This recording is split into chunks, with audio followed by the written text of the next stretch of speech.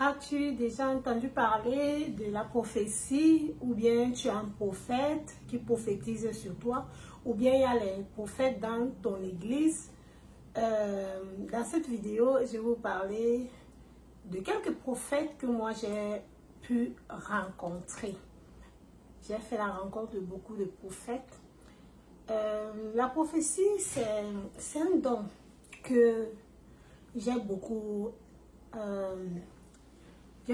souhaité avoir. Si moi j'ai fait 7 jours de jeûne à sec, c'est parce que je priais Dieu, je disais à Dieu, Seigneur, donne-moi le don de prophétie. Donne-moi le don de prophétie. Parce que je ne regardais pas les prophètes de ce monde, mais je prenais mon repère des prophètes qui sont écrits dans la Bible. Donc je disais, j'aime vraiment leur façon dans la Bible. Et je priais Dieu, je disais à Dieu, Seigneur, donne-moi le don de prophétie. Dans cette vidéo, je vais vous parler de quelques-uns. Pour ceux-là qui ne me connaissent pas, moi c'est Julie Odette Nguna. Dans cette chaîne, je vous parle de tout. Mes frères, mes soeurs, si tu es enfant de Dieu, tu es prophète de toi-même. Moi, je sais que je suis prophétesse de moi-même. Je suis prophétesse de moi-même. Je prophétise sur ma vie, je prophétise sur ma vie. Mes frères, mes soeurs, dans ma vie, comme j'ai fait 10 ans de chasteté, j'ai parcouru, j'étais partout, un peu de partout quand même.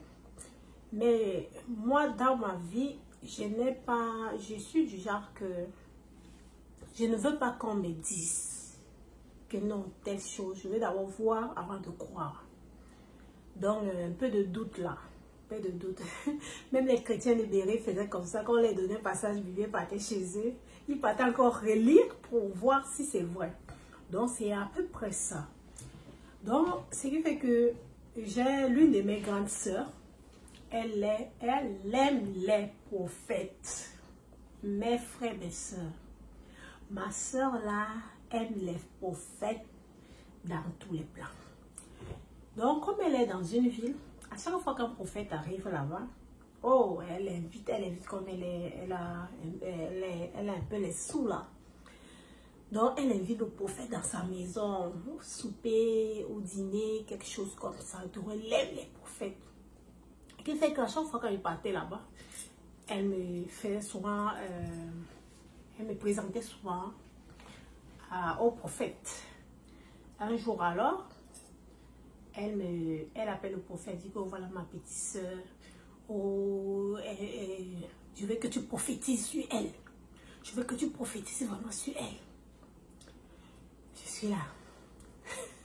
Le prophète commence. Oh, je vois là ta vie. Parce que mon fils était constamment malade. Mon deuxième fils, il était régulièrement malade. Oh, ton fils là, comme il est malade là, c'est Daniel. C'est Daniel qui lui rend malade. Vous avez un Daniel dans la famille, non? Je regarde ma famille maternelle.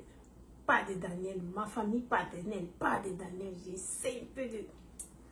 Je dis, non, on n'a pas de Daniel dans la famille. Après, ma grand-sœur dit, non, peut-être c'est un autre Daniel dans la famille de son père.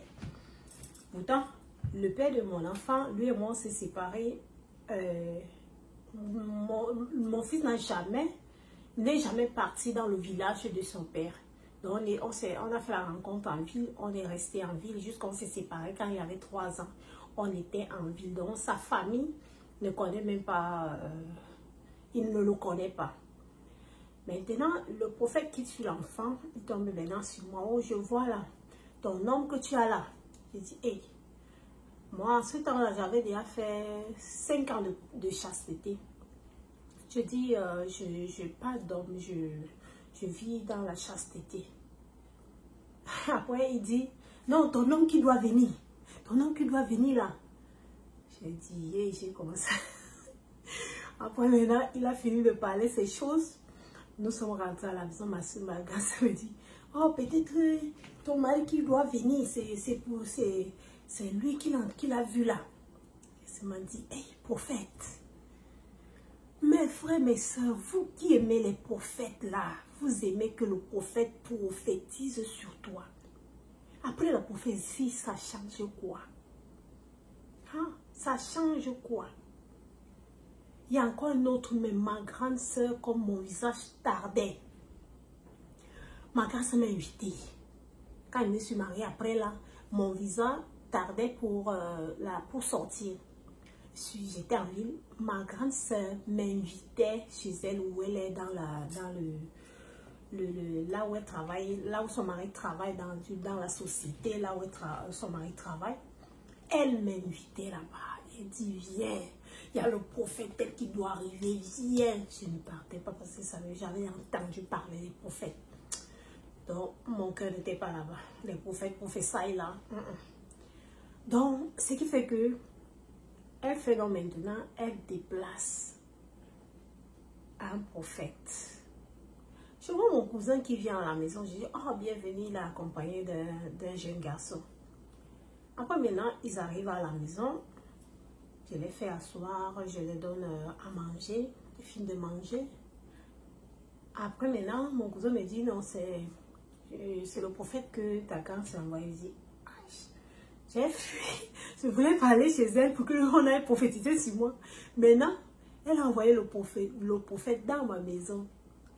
Maintenant, le prophète commence à prophétiser sur moi. Oh, je vois là, ne t'inquiète pas, ton voyage va arriver.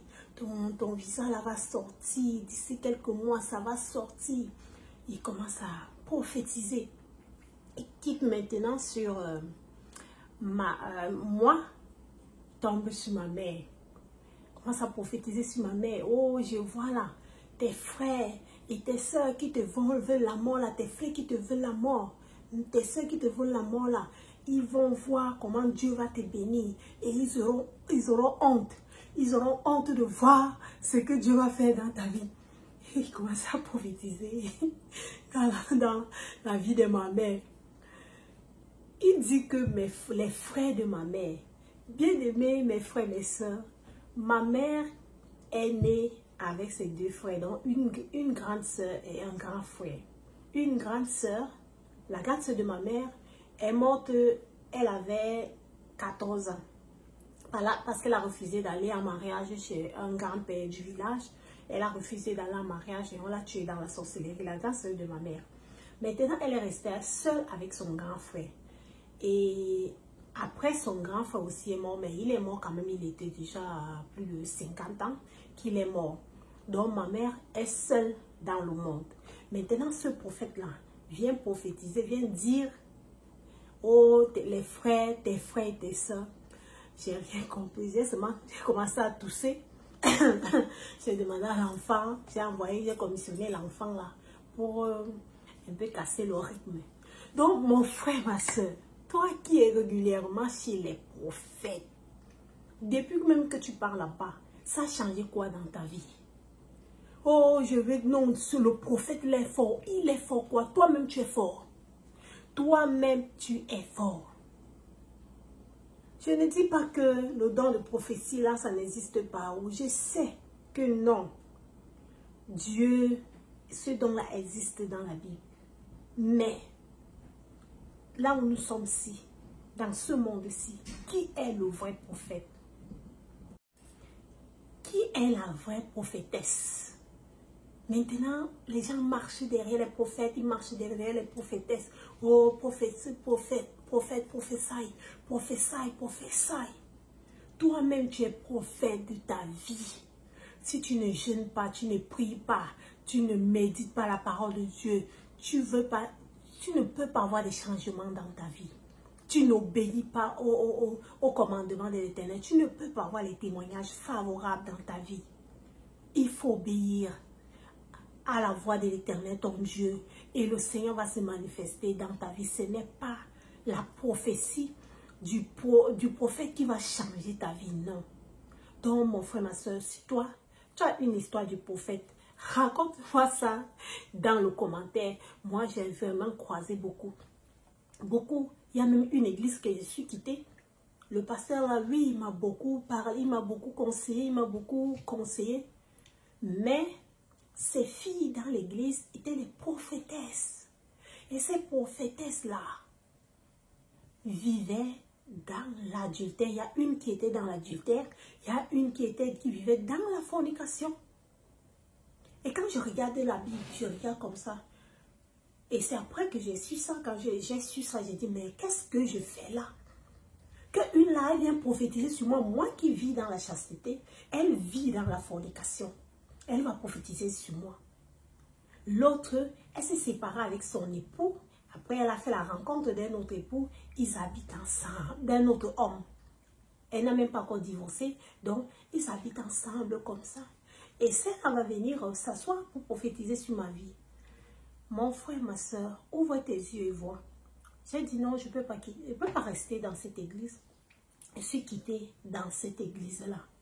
Je suis allée à un autre endroit.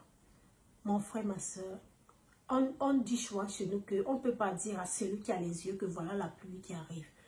Même la Bible nous dit qu'on peut les reconnaître par leurs fruits. Quelqu'un qui n'obéit pas, il n'observe pas les voies de l'Éternel, il va dire quoi? Dieu va parler à travers lui. Oui, il y a Dieu, Dieu peut parler une parole à travers un homme de Dieu, mais il ne peut pas se manifester puissamment dans sa vie. Et si c'est qu'il y a même des miracles dans ça, ce n'est pas Dieu. Donc, mes frères et mes sœurs, nous devons beaucoup faire attention. Ce que j'avais à vous faire comme vidéo aujourd'hui, n'oubliez pas de liker, n'oubliez pas de vous abonner, n'oubliez pas de cliquer sur la cloche de notification pour ne rater aucune de mes prochaines vidéos. Portez-vous bien, à très bientôt.